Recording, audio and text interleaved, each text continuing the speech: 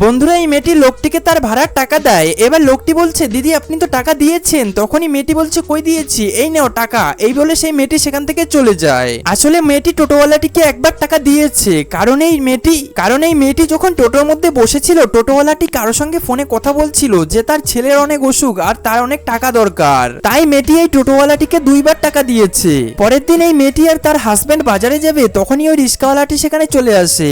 আসলে এই মেয়েটির হাজবেন্ড গাড়িতে করে কিছুদিন আগে কোথাও যায় আর হঠাৎ করে দেখতে পারে তার মানিব্যাগ বাড়িতে রেখে এসেছে এবং তার কাছে টাকা ছিল না। এবার এই গাড়ির ড্রাইভারটি এই মহিলাটির হাজবেন্ডটিকে অনেক গালি দিতে থাকে, আর তখনই সেখানে টোটোওয়ালাটি চলে আসে আর বলে তোমার কত টাকা ভাড়া হয়েছে, তখনই বলে 150 টাকা, এবং টোটোওয়ালাটি 150 টাকা দিয়ে দেয় লোকটিকে। এবার এই লোকটি টোটোওয়ালাটিকে অনেক ধন্যবাদ জানায় এবং সেখান থেকে চলে যায়। এবার আজকে এই লোকটি তার 150 টাকা টোটোওয়ালাটিকে দিয়ে দেয়। তো বন্ধুরা এই ভালো টোটোওয়ালাটির জন্য অবশ্যই ভিডিওর মধ্যে একটি লাইক দিয়ে যাবেন।